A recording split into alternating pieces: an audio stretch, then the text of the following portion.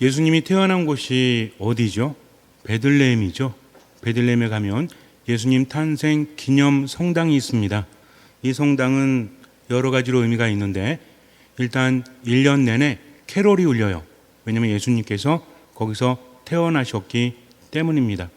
또 이 성당은 이스라엘에 있는 가장 오래된 성당입니다. 동방에서도 가장 오래된 성당이죠. 한 1500년 정도 됐으니까 첫 번째 성당이 그렇게 세워졌습니다. 원래는 여기에 아도니스 신전이 있었어요.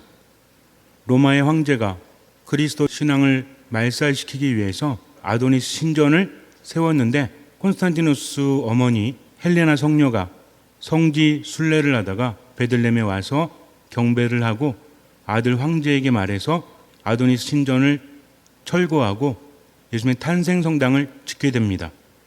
그리고 나서 여러 가지 우여곡절을 겪게 돼요. 재해도 맞게 되고 또 전쟁도 일어나고 그래서 조금 무너졌다가 다시 세워집니다. 기원 후 500년 좀 넘었을 때 유스티누스 황제가 그 성당을 다시 복원을 하게 됩니다. 그리고 지금까지 이어지는데 지붕과 바닥을 조금 교체하고요. 그리고 내부 인테리어만 좀 바꾸고 아직까지도 그 모습이 건재합니다. 그런데 서기 600년이 좀 지났을 때 페르시아 군이 이스라엘 침공을 하게 됩니다. 이들이 이스라엘 내에 있었던 모든 성당을 다 파괴하는데 이 성당만은 파괴하지 않습니다. 왜냐하면 베들레헴 성당 안에 동방박사의 그림이 있었기 때문입니다. 페르시아 사람들은 동방박사 세 사람이 바로 자기들의 선조임을 믿고 있었기 때문에 그것을 부수지 않고 경배만 하고 돌아갔죠. 그 다음에 이제 고민을 합니다. 왜냐하면 군대가 들어오면 성당에도 말을 타고 들어오잖아요. 그래서 문을 아주 좁게 만듭니다. 말을 타고 들어갈 수 없을 정도로. 지금도 베들레헴 예수님 탄생 기념 성당에 가면 사람들이 들어갈 때 허리를 숙이고 들어가야 돼요. 한 여기에서 저 제대 끝에 정도? 이 정도 거리를 허리를 숙이고 들어오게 되면 성당에 도착을 하게 됩니다. 그래서 이 문을 무슨 문이라고 부르냐면 겸손의 문 또는 좁은 문이라고 불러요. 그래서 아마 여러분 중에 다녀오신 분도 있겠지만 베들레헴 성지에 가면 그 좁은 문을 반드시 통과해야만 예수님 탄생 성당에 들어갈 수 있습니다. 예루살렘도 외부에 성벽이 있습니다. 외부 사람들이 들어올 때 낮에는 넓은 문을 통해서 왔다 갔다 해요. 그런데 밤이 되면 문을 열어둘 수 없죠. 우리나라도 옛날에 보면 성 안에 살던 사람들과 성 밖에 살던 사람들이 있죠.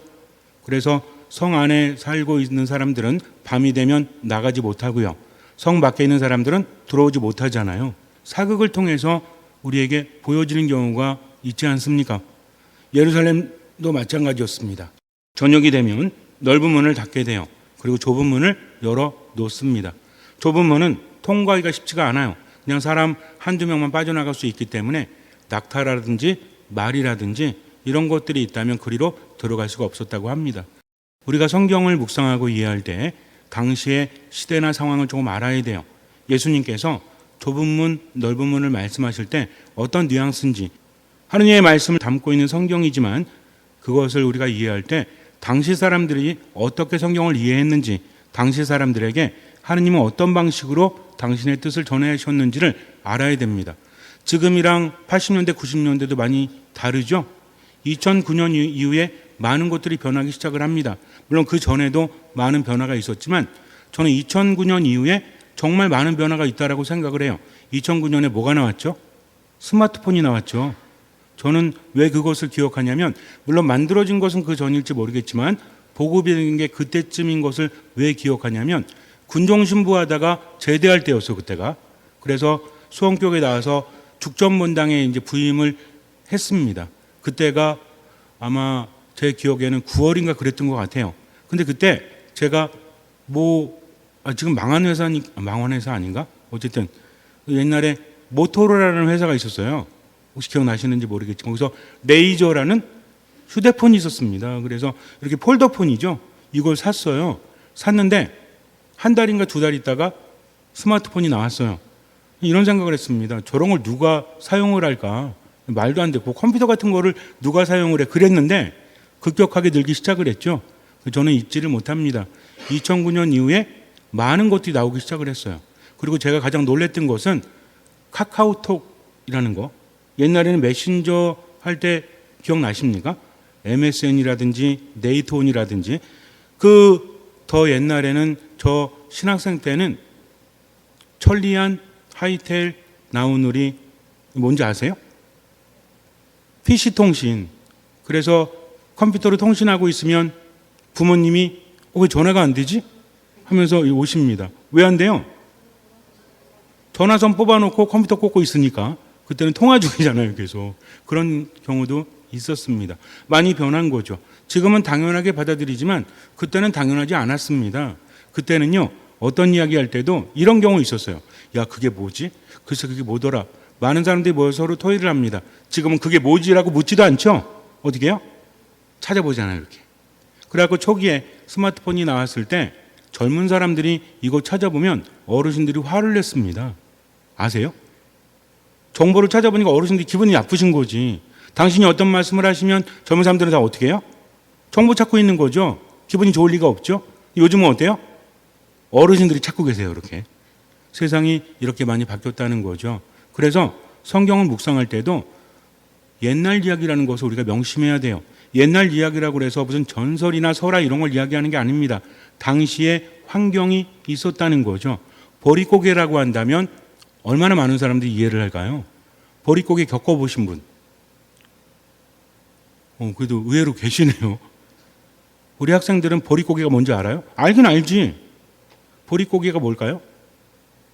보리로 만들어진 고개? 이렇게 말할지도 몰라요. 우리가 너무나 당연하게 알고 있는 것들을 우리 학생들 잘 모를 수 있습니다. 얼마 전에 제 조카가 저한테 6.25에 대해서 얘기를 하는데 얘가 초등학교 3학년인가 그런데 6.25를 잘 모르더라고요. 대충은 아는데 한국전쟁이나 이런 건 아는데 잘 모릅니다. 그럴 수밖에 없죠. 그래서 아마 이런 얘기하면 무슨 꼰대 소리 듣고 그럴지 모르겠지만 옛날에 국민학교 다니신 분들 학교에서 외워야 되는 것들이 있었죠. 국민교육헌장. 이거 못 외우면 집에 못 갔어요. 토요일 날. 지금은 토요일 학교 가지도 않잖아요. 무슨 얘기인지 아시겠습니까? 이렇게 얼마 안 된 시대에도 많이 변했고 우리가 익숙해져 있다면 1000년 전, 2000년 전에는 어땠을까요? 더 이해하기 쉽지 않을 수 있어요. 물론 우리가 지식이 많이 확장되어졌기 때문에 좁은 문이다 넓은 문이다라고 하면 그 의미와 뉘앙스는 어느 정도 느낍니다. 그런데 예루살렘에 살고 있었던 사람들, 이스라엘 사람들은 더 깊은 느낌을 우리보다 가졌다는 거죠. 왜? 직접 겪어봤기 때문입니다. 예루살렘 성 밖에 있다가 어느 시간이 지나서 들어가기 위해서는 말이나 낙타를 데려고 들어갈 수도 없고요. 짐이 많으면 더욱더 들어갈 수가 없습니다. 그저 한두 사람 들어갈 수 있을 뿐이죠. 그리고 깊은 밤이 되면 그것도 닫아버립니다. 이것을 그들은 알고 있었다는 거죠. 어떤 사람이 예수님께 와서 구원받을 사람은 적습니까? 라고 물어봅니다. 그런데 예수님께서는 동문서답을 하십니다. 우문현답이라고 할 수 있겠죠. 우리들의 관심도 마찬가지잖아요. 얼마나 많은 사람들이 천당에 갈 수 있을까? 이런 생각 많이 하지 않습니까? 그래서 어떤 종교에서는 14만 4천 명이다. 요한묵식에 나오는 구원받을 사람 몇 명이다? 14만 4천 명이니까 거기 포함되기 위해서 우리 교회로 와라 막 그러시죠? 우리 천주교 신자들은 또 성경에 약하잖아요. 그래가지고 14만 4천 명? 나 속하지 않으면 어떻게 하지? 라고 걱정하지만 그 뒷장을 보면 어떻게 나와요? 수많은 무리가 함께 있었다고 합니다. 성경을 조금만 읽어도 당연할 수 있는데 잘 모르니까 14만 4천 명 안에 포함이 될까 안 될까 이것이 관심사인 거죠. 1990 몇 년도 89년인지 90년인지 모르겠지만 휴거가 된다라고 그래가지고 그거 기억나십니까? 제가 그때 고등학교 때였는데 많은 아이들이 학교에 안 왔어요. 왜? 휴거될 건데 왜 학교 오냐 이거죠. 그래서 방송 3사에서도 카메라 가지고 가서 기다렸죠. 근데 휴거됐습니까? 안 됐잖아요. 그러니까 뭐라 그래요? 계산이 잘못됐대요. 달력 계산이. 그렇게 말하기도 했습니다. 어쨌든 그런 어처구니 없는 일도 많이 벌어졌던 시대였죠. 세기말이 되면 그런 일들이 벌어지곤 합니다. 그래서 성경을 우리가 묵상할 때도 그 의미를 알아들어야 한다는 거죠. 많은 사람들이 구원에 대해서 하나님 나라에 대해서 과연 몇 명이나 들어갈 수 있을까 이거 생각하지만 예수님은 그런 얘기하지 않으십니다. 왜요? 많은 사람들이 들어가기를 바라시기 때문이죠. 이슬람 사람들이 신앙이 되게 투철하죠. 그래서 심지어는 좀 잘못된 깊은 신앙을 갖게 되면 뭐까지 합니까? 테러까지 하잖아요. 테러할 때 그 사람들이 어떤 마음을 가지고 하는지 아세요? 내가 테러하다 죽으면 나는 순교하는 거다. 그럼 어디 가는 거다? 천국 가는 거다. 그래서 이슬람 사원에 가면 물이 흐릅니다. 물이 어떻게 흐르냐면 처음에는 넓게 흘러요. 그 다음에 조금씩 좁아져서 흘러요. 또 좁아져서 흘러요. 그래서 마지막에는 굉장히 좁아집니다. 이걸 뭐라고 하냐면 이것이 사람의 인생이다. 그래서 처음에는 어때요? 원만하게 흐르죠. 넓으면 물의 흐름이 원만하게 보입니다. 폭이 좁아지면 어떨까요? 점점 빨라지는 것 같죠? 마지막에는 굉장히 좁아요. 굉장히 빠릅니다. 이것이 무엇과 같다? 사람의 인생과 같다라는 거죠. 10대와 20대, 30대, 60대, 80대, 90대는 흐름이 다르다라고 사람은 여긴다라고 하죠. 그런데 여기에는 또 한 가지 더욱더 중요한 의미가 있습니다. 무슨 얘기냐면 처음에는 많은 사람들이 구원을 향해서 가지만 갈수록 어떻게 된다? 구원받을 사람은 적을 수밖에 없다는 거죠. 그래서 구원받기 위해서 그렇게 애를 쓰는 겁니다. 우리는 어떨까요? 하나님 나라에 들어가는 것이 최종 목적이죠. 하나님 나라에 들어가야 됩니다. 그렇지 않으면 우리들의 삶은 의미가 없기 때문에. 그런데 과연 구원은 어떤 의미가 있을까요? 예수님은 뭐라고 하십니까? 너희는 좁은 문으로 들어가도록 힘써라. 내가 너희에게 말한다. 많은 사람이 그곳으로 들어가려고 하겠지만 들어가지 못할 것이다 라고 말씀을 하십니다.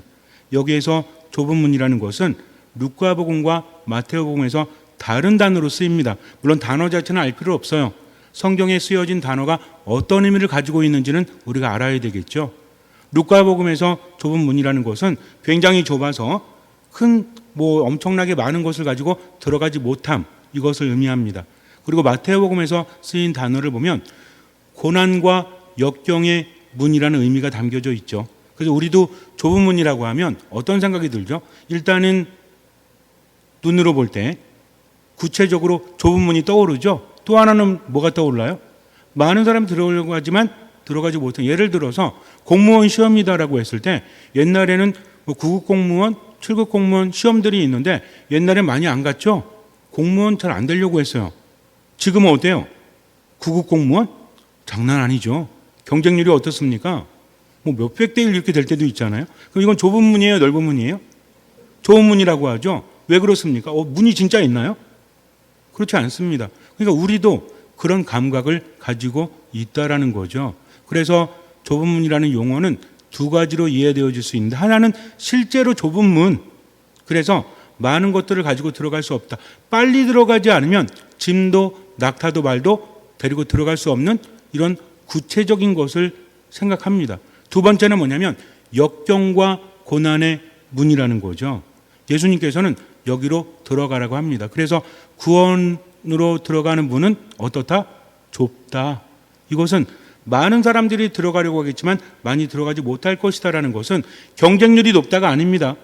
요이 땅 그래가지고 많은 사람이 달려가가지고 몇 명만 들어가면 쏙 이게 아니라는 거죠.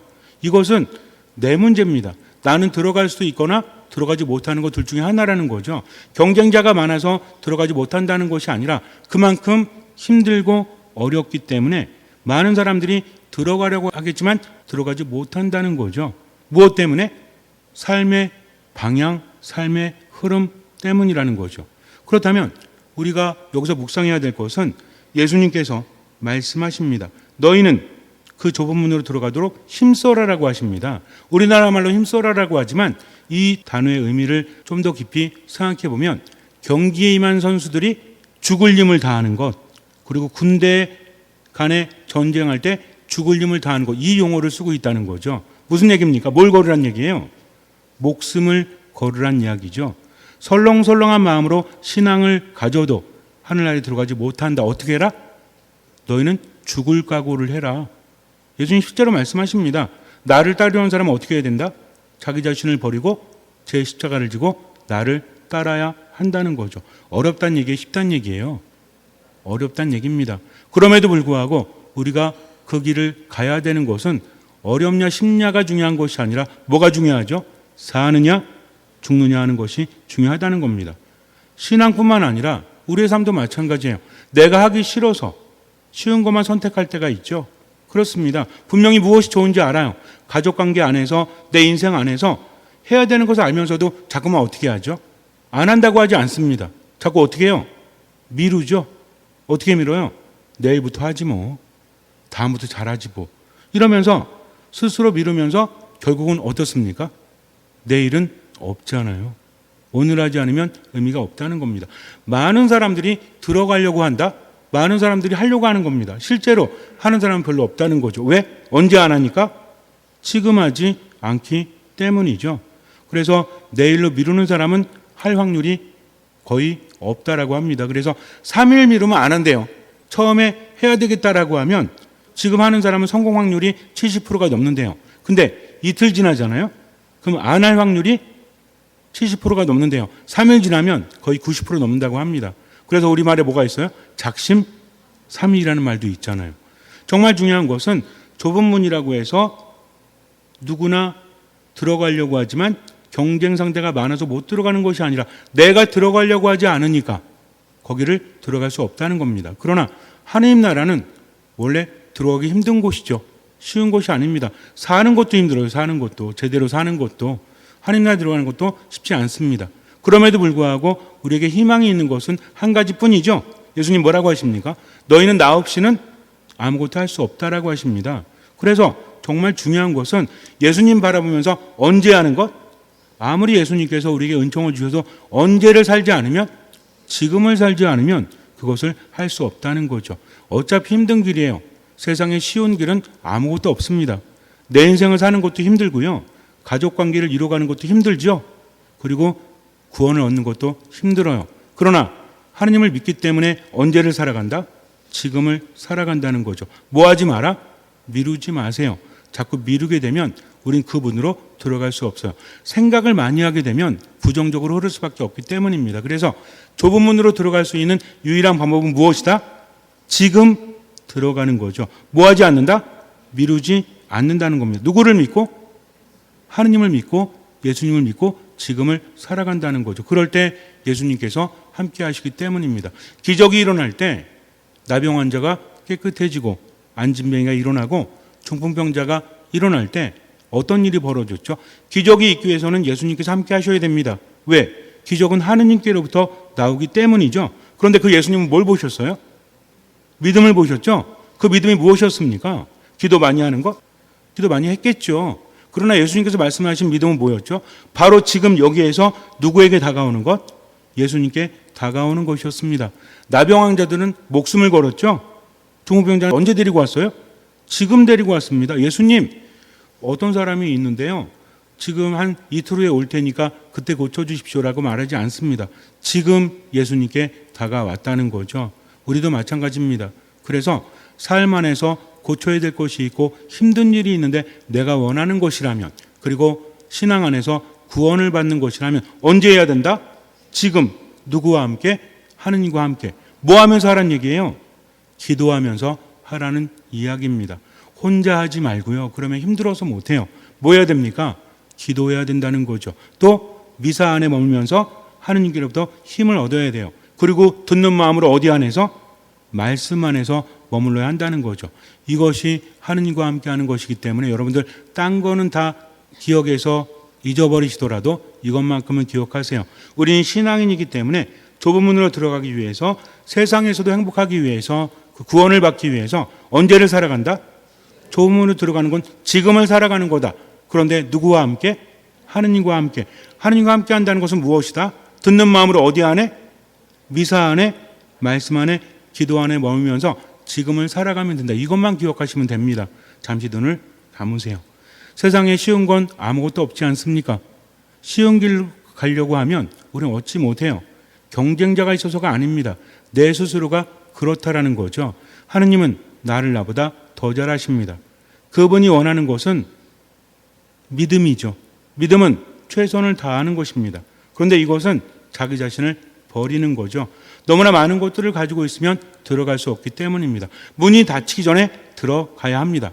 밤이 되면 넓은 문은 닫히고 좁은 문은 열려 있죠. 하지만 지금 들어가지 않으면 그분도 닫혀버리고 말아요. 문이 닫힌 다음에 우리가 아무리 애원해도 하느님 말씀하십니다. 나는 너희가 누군지 모른다 라고 말씀하세요. 모든 것이 때가 있습니다. 그러니 지금 인생에서 얻고자 하는 것이 있다면 지금 최선을 다하십시오. 신앙 안에서도 지금 하느님 안에 머무십시오. 듣는 마음으로 미사, 말씀, 기도 안에 머무면서 최선을 다하고 나머지 주님께 맡기십시오. 주님께서는 그 믿음을 보시고 우리 삶에 놀라운 기적을 일으켜 주실 것입니다.